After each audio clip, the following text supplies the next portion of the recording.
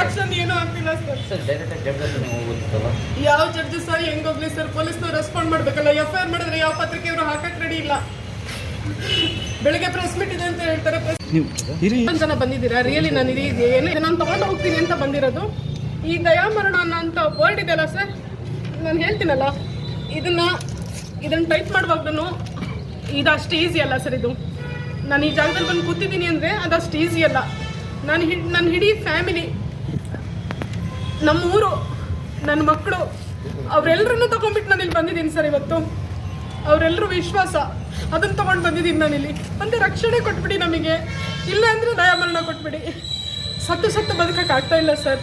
ಆ ಮಾತುಗಳನ್ನು ಕೇಳಿಸ್ಕೊಳ್ಳೋಕ್ಕೆ ಆಗಲ್ಲ ಸರ್. ಹಚ್ಕೊಂಡಾಗ್ತಾಳೆ, ಆಕೆಗೆ ಬೇಲ್ ಇರಲ್ಲ. 1.5-2 ತಿಂಗಳು ಅವಳು ಸಿಗೋದೇ ಇಲ್ಲ. ಬಂದಿದ್ದ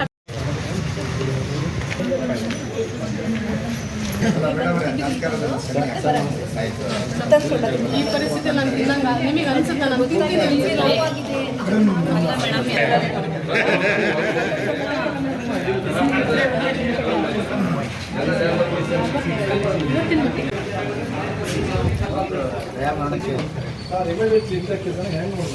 ನಾನೊಬ್ಬ ಸಂಘಟನೆ ಅಧ್ಯಕ್ಷರು ಹೇಳ್ತೀನಿ, ನಾವು ನಿಮ್ಮನ್ನು ಕಾಯ್ತಾ ಇದ್ದೀವಿ.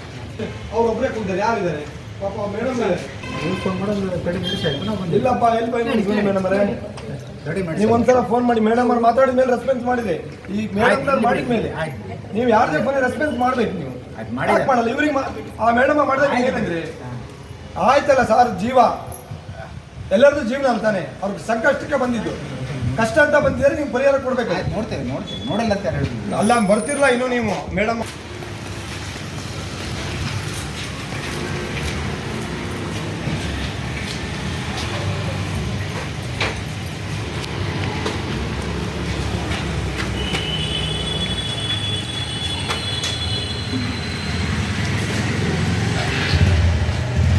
ಏನು ತೊಂದರೆ ಇದೆಯಾ?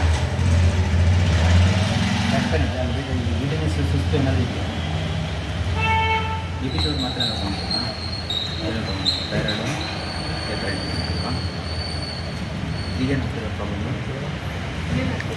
ಏನಾಗ್ತಾ ಇಲ್ಲ, ಕಂಪ್ಲೇಂಟ್ಸ್ ಏನಿಲ್ಲ, ಸುಸ್ತಾಗ್ತದೆ,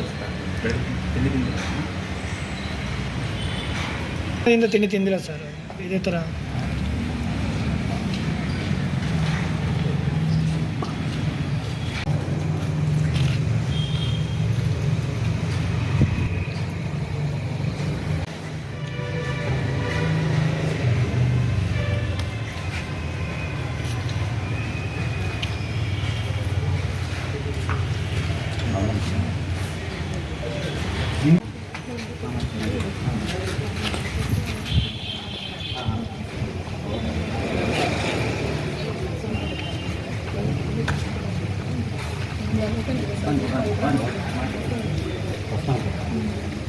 ಇವಾಗ ಗಾಡಿ ಏನಾಗಿದೆ? ವೆಹಿಕಲ್ ಇದೆ.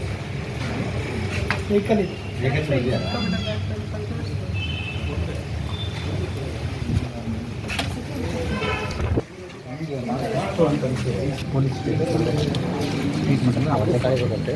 ದಯಮಾನ ಅದು ನಮಗೆ ತೊಂದರೆ ಇದೆ. ಮುಂದೆ ಮೇಲಧಿಕಾರಿಗಳು ನೋಡ್ತಾರೆ. ನೀವು ಹೊಟ್ಟೆ ತೊಗೊಳ್ಳದೆ ಇರೋದ್ರಿಂದ ನಿಮಗೆ ಅಂದರೆ ನಿಮ್ಮ ಪರಿಸ್ಥಿತಿ ನಮಗೆ ಅರ್ಥ ಆಗುತ್ತೆ. ಬಟ್ ಅದನ್ನು ಮೊದಲು ಹೊಟ್ಟೆ ತೊಗೊಳ್ಳಿ, ನಂತರ ಅದ್ರ ಬಗ್ಗೆ ಯಾರು ನಾವೆಲ್ಲ ಸ್ಪಂದಿಸೋಣ.